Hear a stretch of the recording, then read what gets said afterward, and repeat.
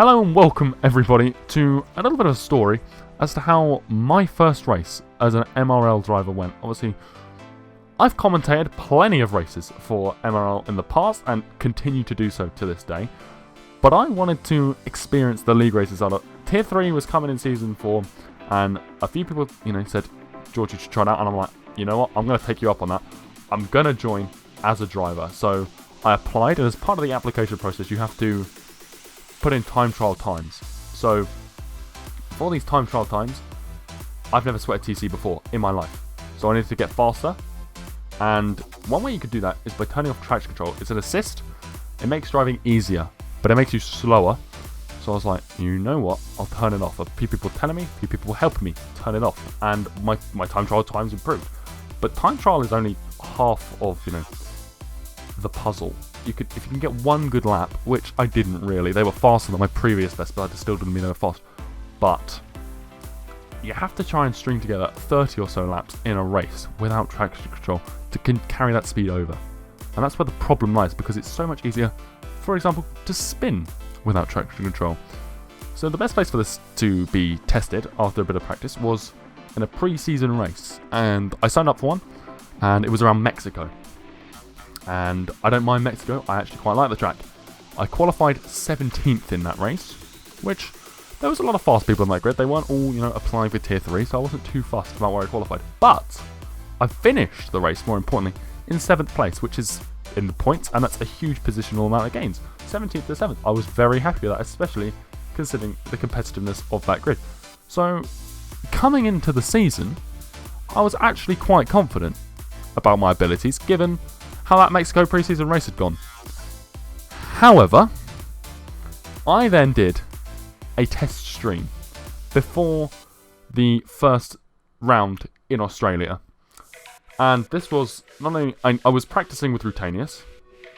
So him and I were practicing together at Australia. And I was like, I need to host a lobby to make sure that I can host and stream F1 at the same time. Because F1, we all know, doesn't like to play ball. I've had issues streaming it in the past on my personal, actually racing in it rather than commentating.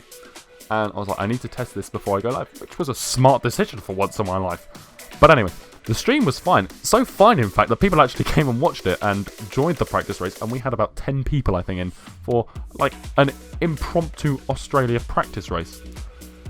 And this is where my hopes were, or at least my confidence in my abilities, was brought from here in the Mexico practice race to here. And, well, I think it's easy to just show you via a few little clips as to why that happened. So just feast your eyes. I really hate this corner here, man. I'm so bad at that corner. That was such a terrible save. Oh my god, I'm looking at my mirror and I'm not focusing on this. What's this? Yeah, my rear left is just hot as hell.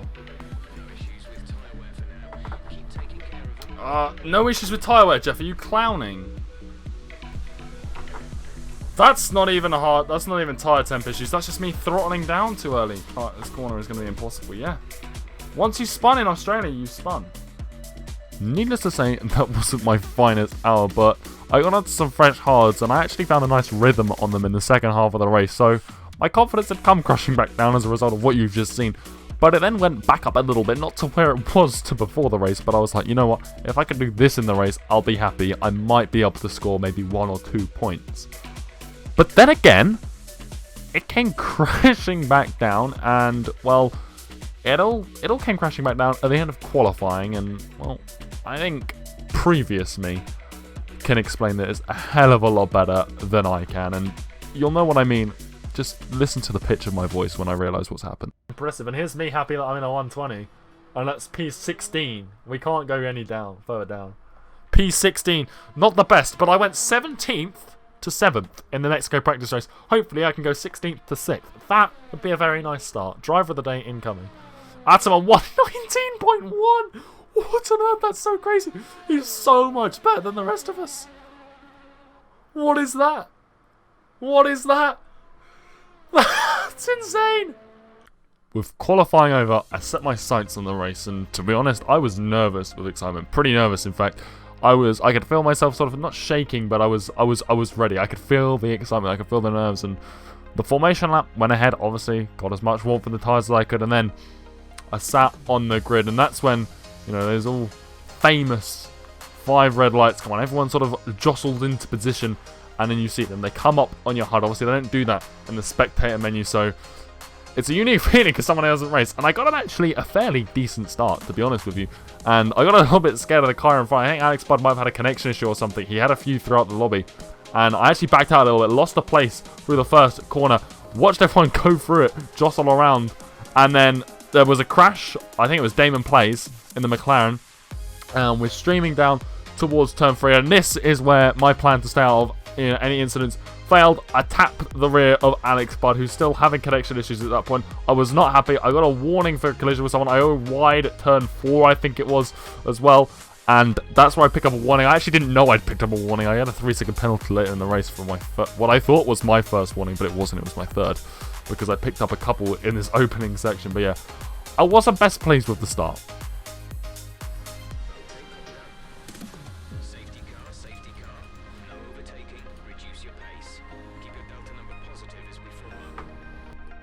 So the safety car came out later in lap 1, and we'd already picked up a broken front wing, so I thought that we would hop into the pits on lap 1, go onto some hard tyres, and get ourselves a brand new front wing. So we're P17 when the safety car came in, and we choose to come into the pit stop. And before the race, I talked to a few other drivers, and we thought that hards could pretty much drive the entire race. So my plan was to come in for a new front wing, fresh hards, and just try and take it to the end of the race. Use the safety car. The front lot didn't pit. They had no reason to, those who didn't have damage. So anyway, we over to the pit lane, avoiding a 5-second penalty for speeding. That is my goal this season. I don't want to pick up a 5-second penalty for pitting or speeding in the pit lane. But we get a new front wing, and you can see here that we actually dropped down in the pit lane. But Moen got double stacked behind his teammate, and then we overtake Fubar as well in the pit lane. So we actually didn't lose any positions in the pit lane, and well, this was brilliant. So it only lost 1 position on lap 1, and you can just put that down to backing out in the first corner. But then obviously you have to do a safety car restart, and P17, I just wanted to make sure that this was clean. And around Australia, well, one of the front drivers are hammering down the start-finish straight. We're still in the penultimate and the final corner, so we're going to get a little bit left behind anyway. But you can see that Linus ahead gets a pretty bad exit out of the last corner, and I wanted to capitalise on this. So I tried to keep the distance with him, but obviously no DRS yet. But at this stage of the race, you didn't need it, and I don't think I would have caught him anyway. You can see he just got a little bit of a better exit and a turn 2. So not able to capitalise there, but we'd restarted. We were on fresh hards, fresh front wing, and my plan was to take this to the end of the race.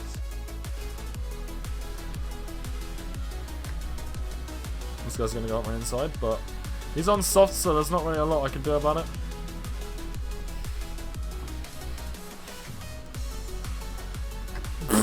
What? That was my first! There was also a car off on the inside there. I don't really want to fight this guy. I could have backed out there, but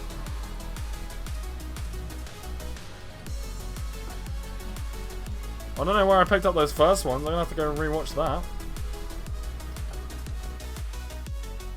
Now, it goes without saying, at this point, I was pretty confused as to why I just got that penalty, but I had to still continue defending from Damon Plays behind in the McLaren, and also there are a few retirements at this stage of the race. You can see there, we get past Gadwin on lap 5, who's another victim of turn 12, a very easy corner to make a mistake on, but the McLaren continued to just sort of stick behind, and Gadwin actually got disqualified from the session for presumably being parked in a dangerous location.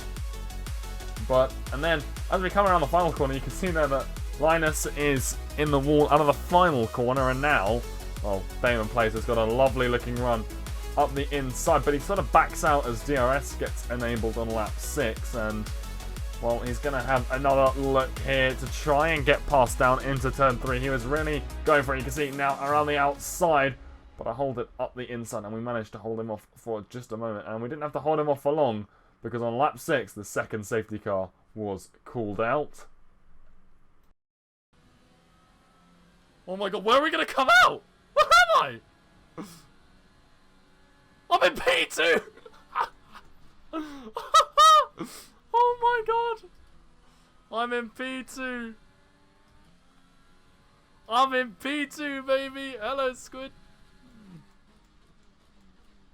So everybody's just heard, I'm pretty happy to be in P2, and that's where, obviously, we're going to restart under the safety car. Our good friend Squid is leading the charge, and when he hammers down, I actually read it pretty well. I just wasn't confident enough without traction control to fully floor it, and, well, that cost me not only to Squid, as there's a huge crash behind, which I didn't realise at the time, but Fubar as well has a look up my inside, doesn't go for it, and then spins and has a huge snap into the wall, retiring him from the session as well. So there were two pretty big crashes on the safety car restart. Anyway, Atom now behind us as we come into turn 10, and there it is, a huge snap, grazing the wall, slightly damaged that front wing as well. Atom comes past as well as back row, and I was not happy about this at all, and the damage to the front wing, I didn't want to come in, but you can see here it was causing a little bit of a struggle, but I stay out despite the fact that Jeff is telling me, you know, we're changing the strategy. I didn't want to change the strategy. I wanted to go to the end on these hards,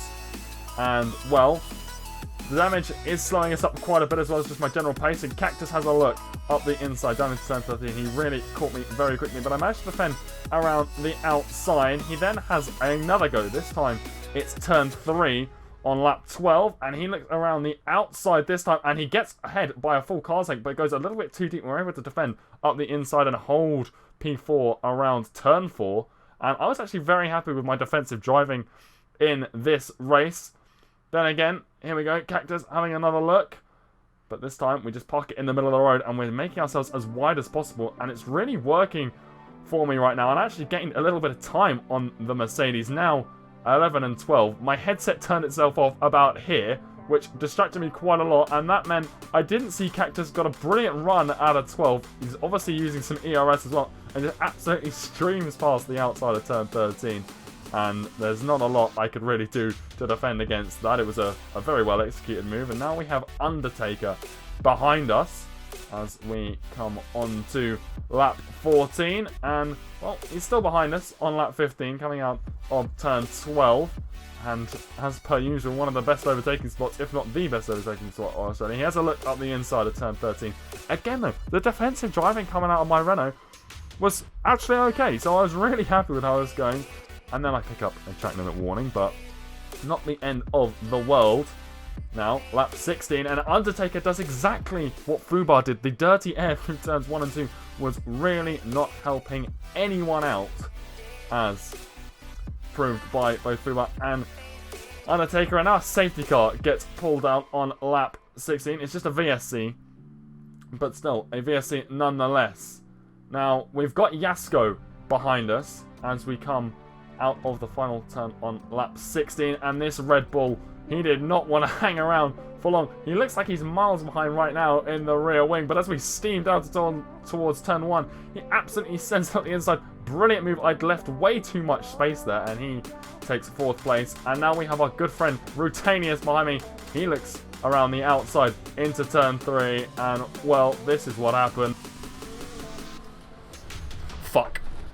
Oh, God! Why, man? Needless to say, at this point in time, I wasn't happy with myself. I wasn't happy with how my first ever MRL race had just finished so abruptly. A mistake hitting the wall at turn 3 in Australia is not exactly how I wanted to end that first race, but there was some good moments. It was a lot of fun, and I'm looking forward to trying to get better into Bahrain, not only at the racing, but also at this side of things, the editing. I just need to get better at it, so I thought, what a better way to practice than just put together some videos showcasing how my races go over the course. That's 22 videos I have to make, and I got a time frame, got to do them within a week, otherwise who cares. I mean, this one took me long enough to make as well. It's being released on a Monday, the race was on Tuesday, and I'm not a time traveler, so not the Monday before, the Monday after. It took me 6 days to make. I've changed t-shirts during the making of this video, and it's actually snowed outside since I started, but yeah, apologies. It's also particularly long. Hopefully the future ones are shorter. I think the pre-season stuff took a lot of time, but please, if you've got this far, thank you very much for watching, first of all, and second of all, if you could just comment in the comments what you think I could improve on in these videos, what you liked, what you didn't like, because, like I said, I need to get better, and as much as I'm trying to make these to entertain you guys, I'm also making these for the benefit of myself, to try and make myself just a bit better in content creation. But again, if you made it this far, thank you very much for watching. There'll be another video focusing on Bahrain, which will be streamed on my Twitch channel. Link is in the description on Tuesday night at 8 PM GMT. But until then, just appreciate the support, and I'll catch you in the next one.